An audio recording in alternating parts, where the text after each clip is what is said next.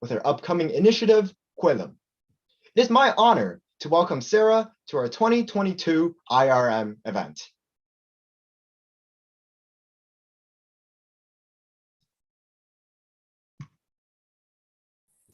Hello, everybody. Thank you so much for the warm welcome, Kevin. And thank you to everyone who's watching and everyone who has made this possible for inviting me and letting me share this new idea that I have that can not only serve you, but could also serve the future. Now, we have a really important question at hand, and is why choose when we could do everything, right? And I want to start talking about this starting by my childhood. These are a few pictures from when I was a kid. And as you can see, I tried out many things. I did storytelling, I did singing, I did ballet, I did gymnastics, I even tried out filmmaking. And these all were things that I loved and I still do love. And growing through all these passions, you would think you would end up choosing one, right? Well, I ended up going to choose a university and ended up with a problem of what career should I choose? I have so many passions. I do not click with any degree. And it's hard for me to give up all my passions to just do one. And you see, this is not a problem that only I have. This is a problem that we all have. This is a real problem that even you watching at home and many other students have. As you can see, I pulled up some statistics, if you guys do not believe me, but I'm sure you do, that is more than 84% of people from 16 to 24-year-olds don't know how to turn their passions into a career.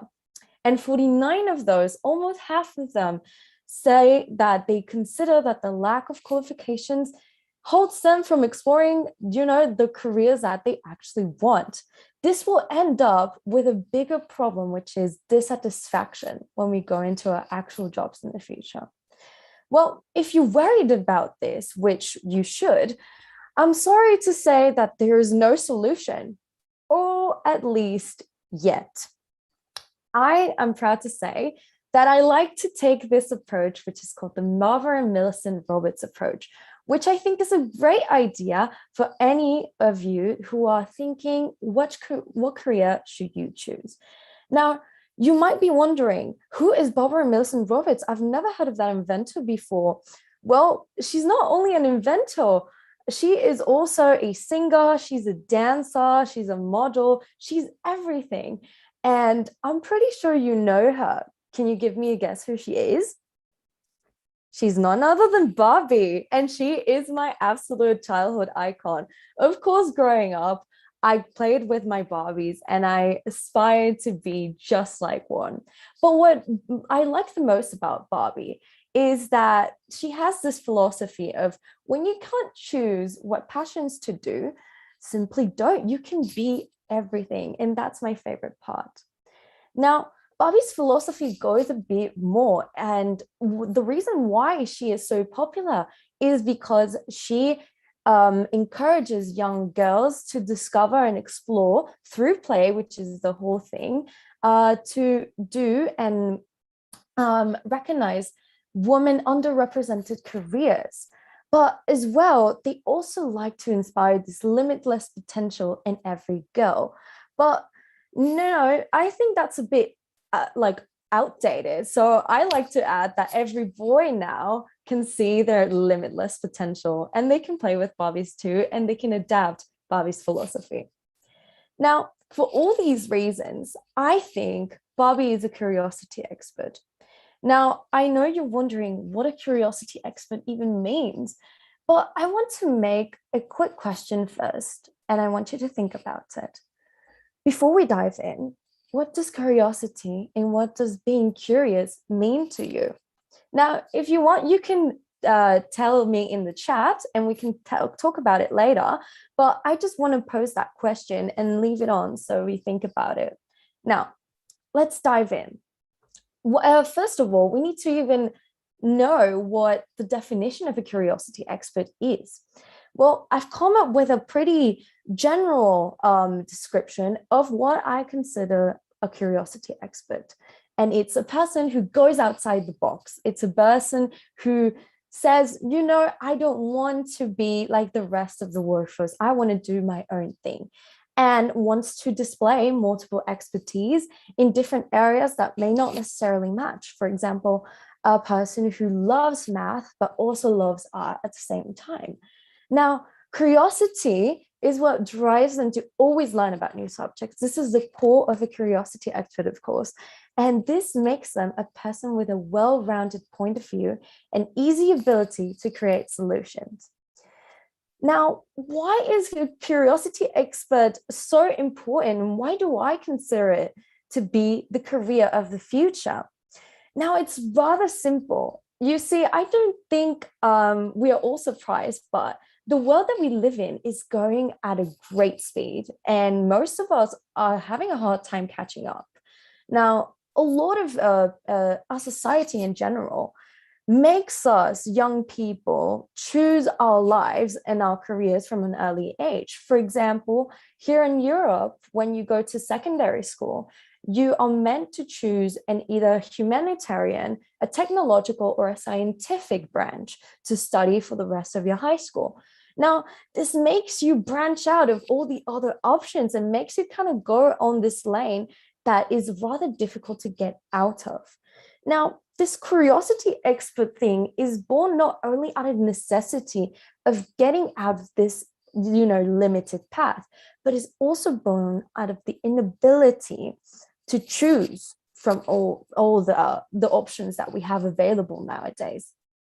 As well is really important because curiosity and being a curiosity expert and having this type of career that I like to call also makes us go out there and gain more knowledge, which will then be an advantage to us in the future. Now, also, being a curiosity expert means that we are continuously learning due to career evolvement. What does this mean? Well, let me put an example. If we see our parents, we might look and think, okay, they do this, or they are specialized in HR or in marketing in a big company. But if you are anything like, if your parents are anything like the normal employee, they might change from marketing to finance. And that means they will need to relearn about their own jobs. And this is no different in any other job from any other company. This is happening not only in companies, but in real life as well. So we are set to always learn. And that is something so important that we need to have in our minds, to always be open to learn about new things. Now, we see that there are some advancements in university as well about being more open to choose from our options, such as degrees that are now skill makers and vice versa. I want to put an example of multiple now that we see interdisciplinary degrees. You might know Gallatin, for example, or also in Europe, there's a bunch of individualized majors that you can take. And what this does is not choose an exact degree, but it lets us in our creativity grow and be specialized in something, bigger, and have the opportunity to even do a double degree or a triple degree sometimes. And it's super interesting to see because now we're looking at degree names that are being completely changed. It might be mathematics, but now it's the art of math, the art of arithmetic, depending on what you want to do yourself. And this comes as a result of all of this, that we are now specialized, all of us, in culture and technology. What I mean by that is, it's so important that we see with all these different careers that we have a baseline for our knowledge. And I believe that culture, which is economics, politics, history, and language, which is society in general, now that we think about it, and tech, are the baseline of this new career, because that's what's going to be always consistent in our future. Now, I want to talk about now a bit of my journey because I've talked about a lot of what a curiosity expert is and what does it mean. But you guys know nothing about me, so how are you going to believe me? Well, I want to talk about how I became the creator of my own universe, which is the gist of being a curiosity expert. Now, I want to talk and do a little reintroduction. As you guys know, my name is Alonso Vega. I'm 19 years old and I am the official curiosity expert. As you guys know, I'm doing a bachelor's at Leiden University in the Netherlands of international studies with East Asian focus. I'm also a proud Venezuelan living between Spain and the Netherlands, and I'm fluent in Spanish, English, and French due to my background. And I'm also learning Dutch, of course, because I'm living in the Netherlands, and Korean as my specialization in university. Now, when it comes to my journey and being the creator of my own universe, how I like to see it is little planets, us being kind of the center of the universe and being this kind of sun, although that sounds so narcissistic, but it's sort of like we ourselves are the sun and we have little planets that are all our interest. And if I had to paint my own universe, this would be the main planets that you would look at. So we have art, music, tech, cooking, social media, cultural languages, science, and activism, which are my main projects that are going on right now. But I want to focus mostly on tech, culture, languages, science, and activism, as well as social media, which is what wraps everything up. Well, this journey as a curiosity expert, even before I knew and considered myself a curiosity expert, came with TEDx Cibeles. I was 11 at the time when I became an organizer, part of the organizer team for 2 TEDx events. And this went on from 2015 to 2017, where I helped out to make, as you guys can see, the scenography. I went on stage and had a little mini talk as well as a presenter.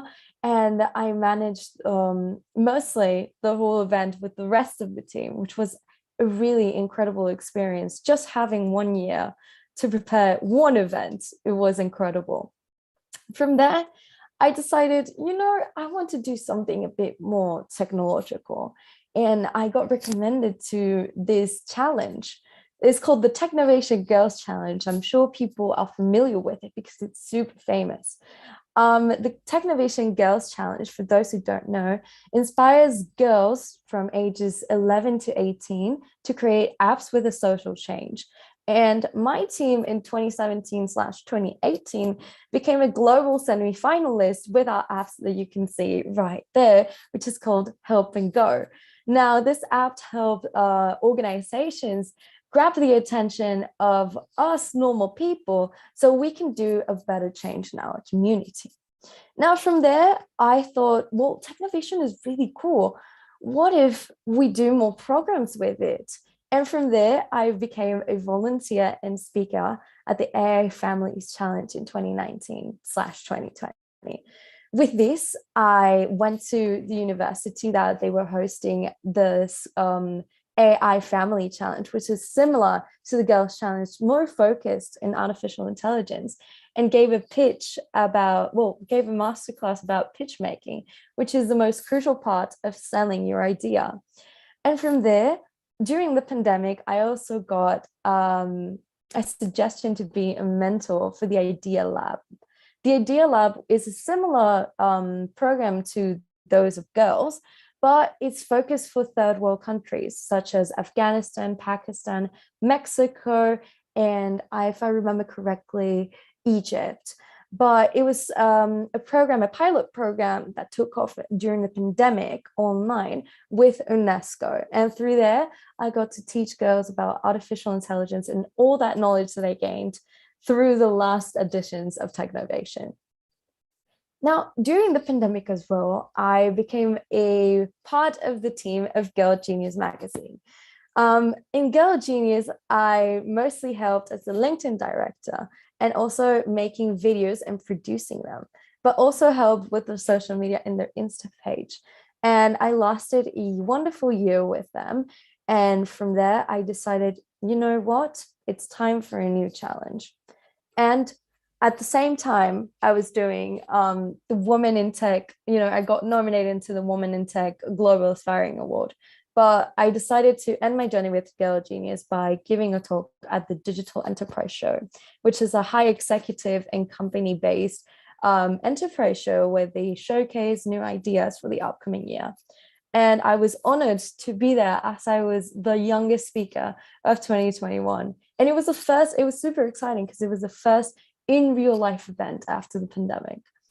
Now, after all this in the pandemic, I decided to take some time to go to university, of course. And as you guys know, I'm doing a bachelor's in international studies, but I'm also taking part in a professional certificate of computer science with artificial intelligence from Harvard X. As well as studying, I also took time to dive more into my passions. As you guys can see, I also have lots of fun traveling around Europe, meeting up with friends, going to parties, but also going and cooking for the first time in a restaurant. So as you guys can see in the farthest right photo, that is my boss, and we're making traditional arepas. I work at a Venezuelan restaurant and I have the most fun. And yes, it's a great experience to be able to dive more into the cooking world. Now that we talk about more of my universe, how can you create your own universe? Well, I like to think that there are 3 E's for success. First of all, I must make a claim beforehand, and that is that every path to all curiosity experts is different. So mine is not going to look like yours, and yours is not going to look like mine at all, because we're all going to start at different times and have different passions to focus on. But I believe that there are some baseline things that will make sure that you're a successful curiosity expert. First of all, the first E, you must explore. You must take on that motivation to learn about new subjects that you're interested in, and even do research, watch YouTube videos, connect with a professional on LinkedIn. Anything works to dive more into that passion. But it's not only diving into that passion and knowing about it, it's also engaging. It's also taking action. And this is the most important step. As one does when taking action, now you're more materializing that passion, and that is going to bring you to the next step in terms of creating that planet and that passion. But above all, and above taking action and either going to conferences or taking an internship, I think there's something more that we should all focus on, and it's encouragement. And of course, you can encourage others, but the first person you need to encourage is yourself. As a matter of fact, as you guys know, I took a gap year this year from all my passions to focus more on my uni life and experience that new passion about cooking. But coming back to this more professional world, which is rather funny to talk about, and doing it at this conference, which is my first public appearance after a year, I had to give myself encouragement to come here. It was so hard at first because I had so much imposter syndrome of this person, that I used to be, but I took away for a year, and I don't know if she's still there. But I think there's something important that we should all remember, and it's, well, I would say not fake it until you make it, but that also works. But I think if we all want to show our true potential to the world, we must show it and do, because the world is never going to know what we are capable of. One more thing, though, to being a successful curiosity expert, innovation and constant reinvention are a must. Why innovation? Well, as our previous speakers have told us, innovation is super important in this new upcoming world. In fact, innovation is the baseline of our motivation when it comes to new projects. But reinvention, on the other hand, is also very important because we are adaptable to this new world that we don't know that is going to have, what's coming in this new world.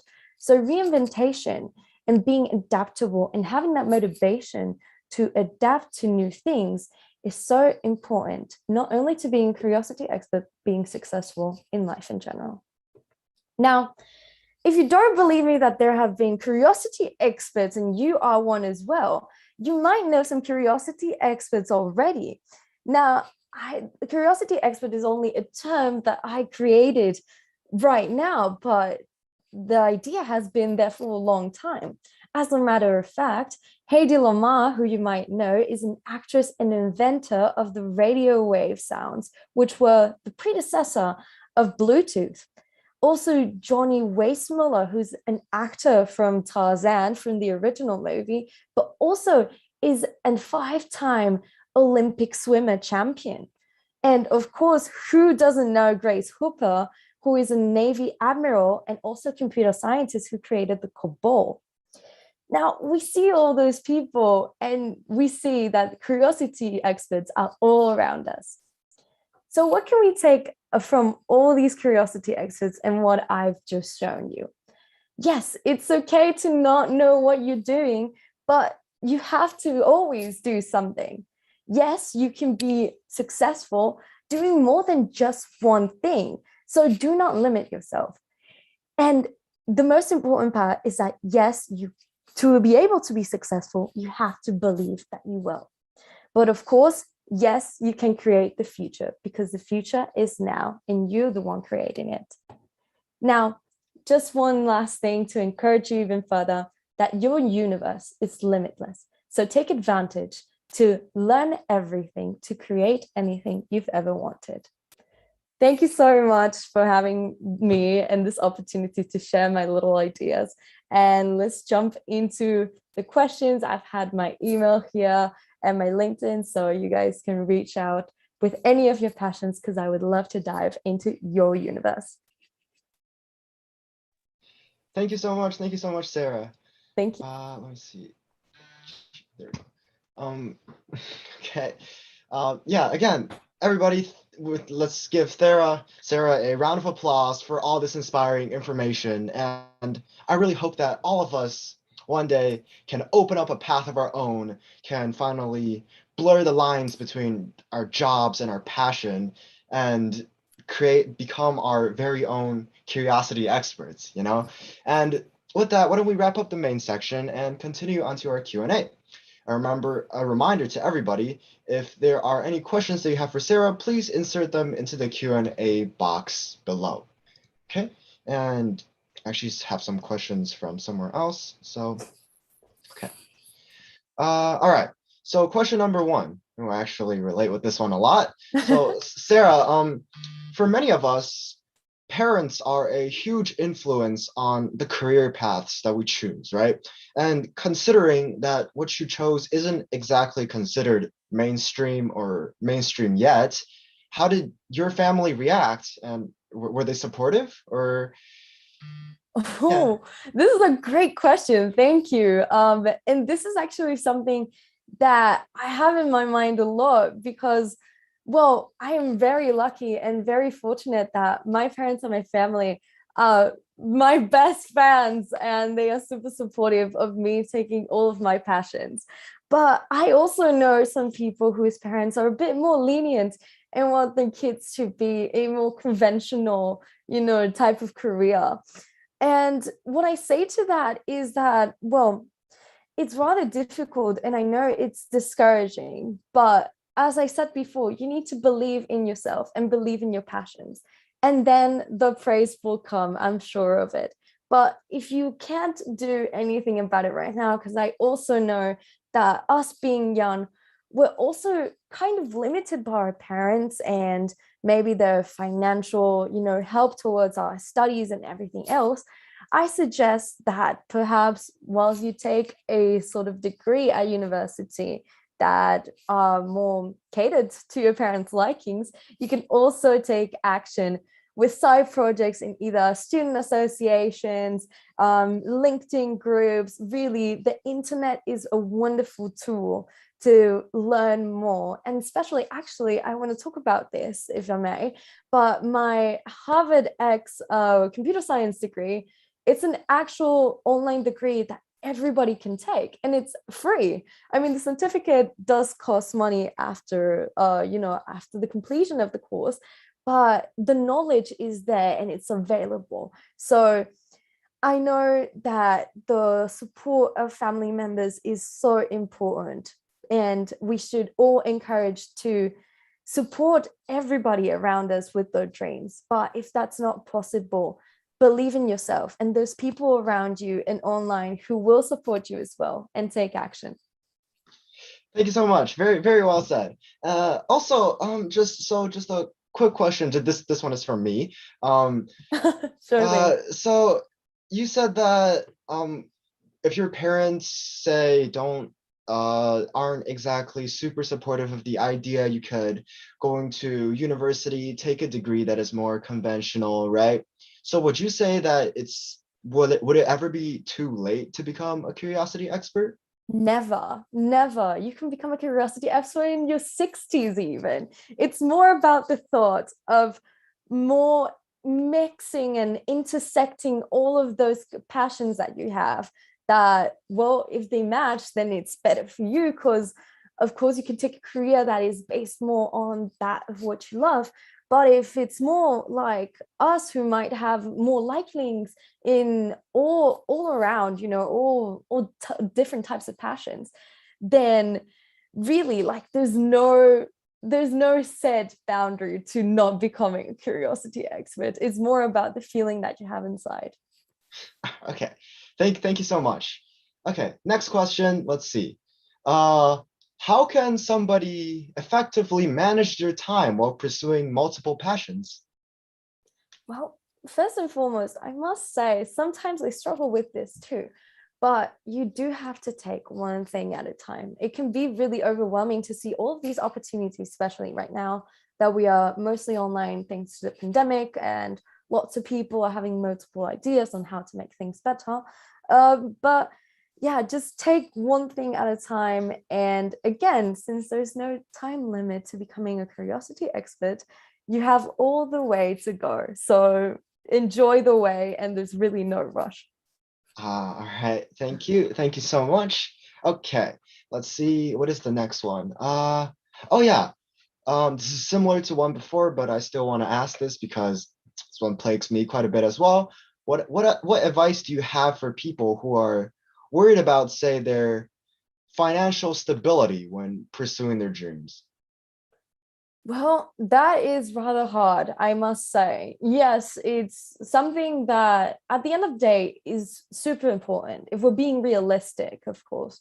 Money moves in today's world. So for following our passions, I would say the most realistic answer would be to focus on that passion that would bring you, again, the most joy, but also the most general, or the most career, how do I explain this, that there are more opportunities, right? I think that it's a good baseline to have when not knowing what to do. So kind of taking, what would make sort of a good job, and what is something that I like at the same time. But from there, I wouldn't focus all that much on it. That's just a baseline to propel you upwards into the other passions. Because once you know, again, with all these courses available online, I don't think it's really hard to be able to gain a lot of knowledge that is valuable in today's market. So again, taking courses online from universities and doing programs and stuff like that that will not financially affect you, will help you to propel you upwards in terms of financial stability. Thank you. Thank you so much. Yeah, I've the whole time I was really wondering about that a little bit. So that really Yeah. gives me some No, closure I to a certain understand. extent. I understand Yeah. completely, because again, I mean, I myself, I would say I'm not a great example, because I'm only 19 and I am working, but it's only a side job as well as my studies. But studies are mostly what's going to make you in the future. succeed. So always be learning. That's the most important part. Thank you. Thank you. Okay. So an answer from the audience. So in your opinion, how do you find real passion, right? How do you find the thing that you actually want to focus on yourself? That is a great question. Well, that is entirely up to you. I know that sounds rather nonchalant, but I guess what I would say is really try out stuff. Go out there and try out stuff. As you saw when I was a kid, I try out every single sport. I try out every single music type. I try out singing, guitar, all those things. And some things stayed and some things didn't, of course. But it's really the baseline and the main goal here is just to try out what works and what doesn't. Oh, okay. Thank you. Thank you so much. I'm definitely to keep taking that into account in my life. Okay. Yes, Oh we yeah. always need to try new things. Okay. And so one more, let's see. Have you ever faced any skeptics, and how do you suggest that we deal with skeptics who are like on our way to achieving our own dream? Well, as I talked about it before, I myself faced some sort of skeptic, or I was, hesitant coming to this conference myself. So as it happens to you, it happens to me as well. It's something that rather than fight it, I think we need to accept it that sometimes we can be scared as well. But I think we should turn that, hesitance into a power and say and feel it as a good sign that we are stepping out of our comfort zone and trying new stuff, of course. So I think being skeptical and hesitant and scared is not all that bad. All right, perfect. Okay. That again, all of this has really helped me a lot. If yeah, I if anyone appreciate at it. all, This yeah, is this is to help myself and you, so we're helping each other. yeah. Of course, of course.